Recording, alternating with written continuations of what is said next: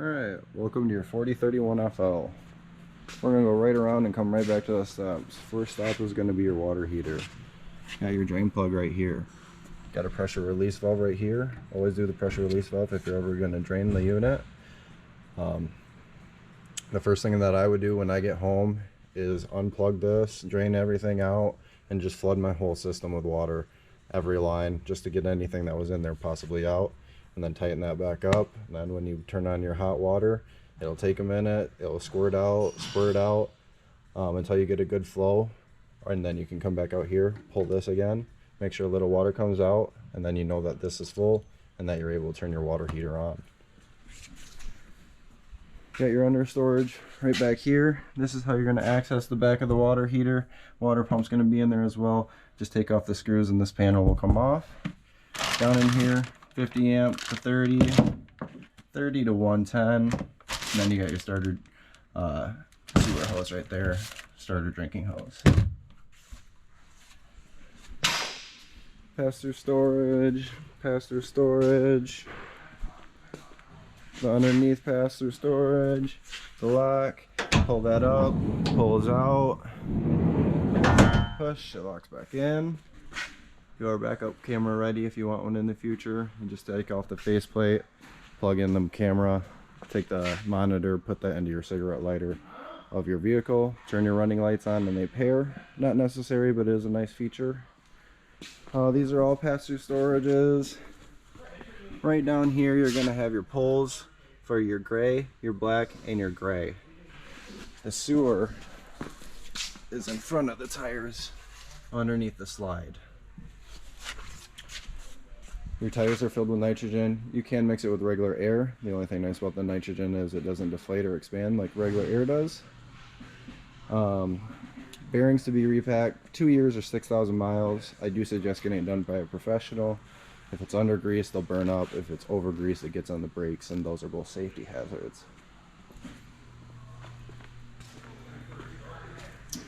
Going right around, we're going to come here. If you ever have little kids at the campsite, please let them know that this is the furnace. It gets hot.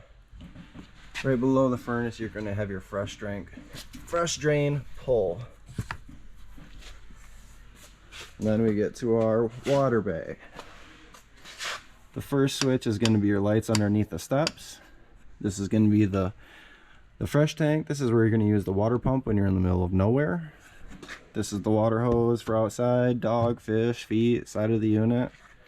This is going to be the city water. I suggest getting a water pressure regulator for that. Campgrounds are pushing for everybody. You don't want to blow out your water lines. This is going to be a black tank flush. This is going to be a sprinkler inside the black tank. You put a hose that's pressurized to that, and it will try to spray off the sidewalls. You got your satellite and cable connections right there. Moving to the other side, got our auto level. Go through the pages, it's going to bring you through auto hitch. Auto hitch is going to be, if you hit enter after you auto leveled your unit, it remembers the last spot of when you hit auto level.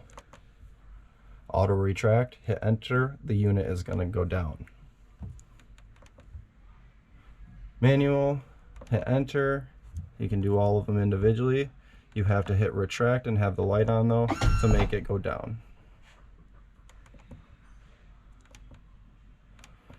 And then if you hit auto level, we'll go back, it'll go through the process of auto leveling until that is a solid green light. It's going to keep doing it by 1/4 inches. We'll let it do its thing while we walk around the trailer. Right in here you got your first tank. You got a gas regulator up here. It will be solid red when your tanks are empty. You have to flip this over to read the tank on the opposite side of the trailer.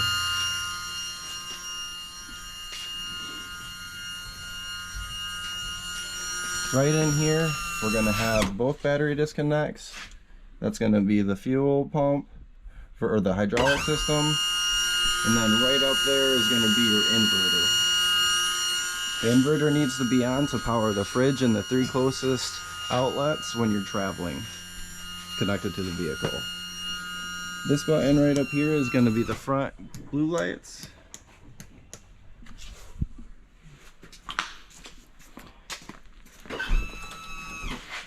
before and after camping season, you're going to want to check all your seals. Anywhere that there's silicone or caulk, just make sure that there's a good bead on it.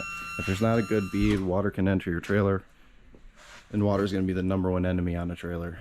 Twice a year, I would also hit anywhere that there's a rubber seal with a rubber seal conditioner, and you spray it on like shaving cream. It will foam up, it'll foam down, you spray it off, it keeps those moist, again, not letting water in.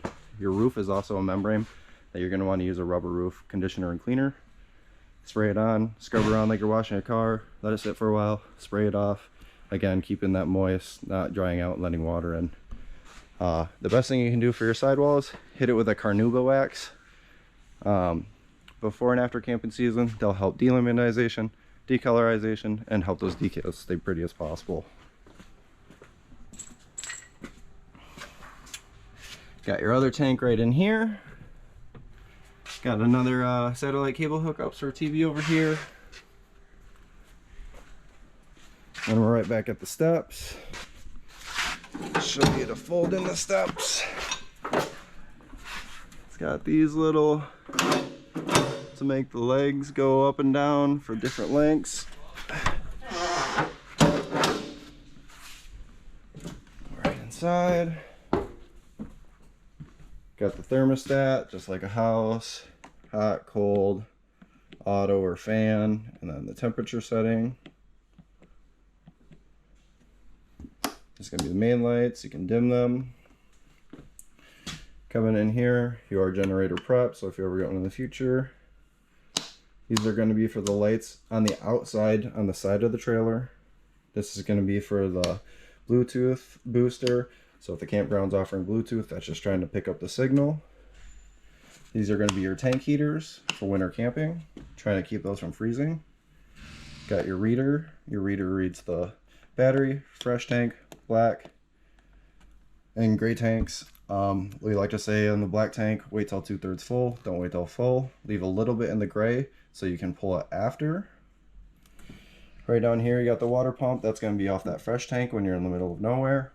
Water heater, gas electric. You can use both at the same time. If you want to save propane, just know that the electric on just by itself will take a little bit longer to heat up. Slides in and out, awnings in and out. We'll run the awning out to show you. To set a pitch. To set the pitch, you're going to pull in the arm and tighten down the nut on that arm or the opposing, whichever way you want to pitch so the rain falls that way. Awning light is going to be the LEDs underneath.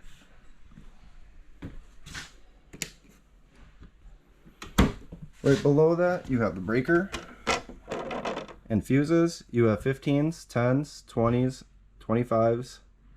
I would bring some of those camping with you just because at campgrounds, you never know. That is a phone charger right there.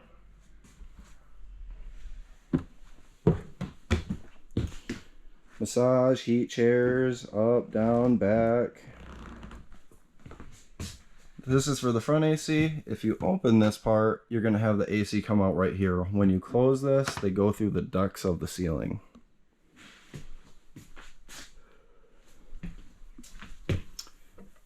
This is going to be your radio and surround sound. You got zones A and B. That's going to be inside and outside. There's Bluetooth. Stations are obviously going to be wherever you are. This is the electric fireplace. If you were trying to save propane, these things pump out a ton of heat. You can change the color, high and low. Right here we got the bed lift. Raises up and down. USBs, 110 outlets.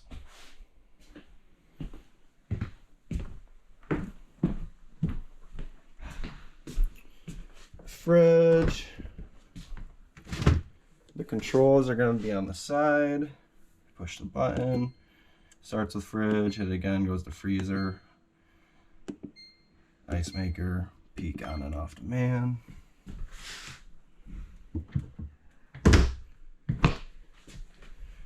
Microwave. This is going to be the oven. The oven.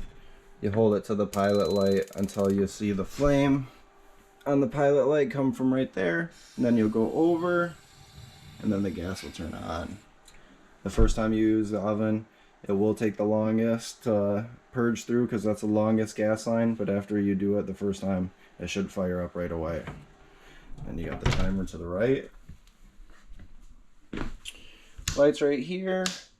Second one is going to be the lights below me. Then you got the fan right above us.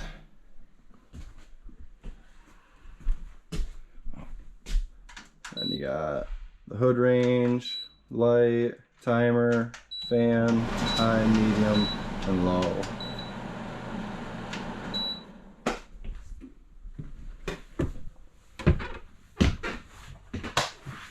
The toilet, every time you use your toilet, just make sure you put a little water in it so the black tank has some water, and then put the chemical in it, BioLife, AquaChem, that breaks down solids and smells. If you're ever at a full hookup, don't leave the black tank fully open, the smell will arise. Lights. Inside the bedroom, you got another thermostat, just like the front one. Dimmable lights. Fireplace, just like the one up front. And then the TV for the bedroom. This is the carbon monoxide detector. The carbon monoxide detector has a safety feature on it that will always draw no matter what, even if the battery disconnect is put to off. So if you are storing it away for winter, I would disconnect the negative, or even if I'm disconnected from power for a couple days, disconnect the negative. Otherwise, the carbon monoxide detector may end up killing your battery. Alright, I wanted to come back in here in case you couldn't see it on the first video. You got your two battery disconnect switches right there. The hydraulic pump's back here, and then right up here is going to be your inverter with the power button on the box. You just got to make sure that's on while you're traveling to power your refrigerator.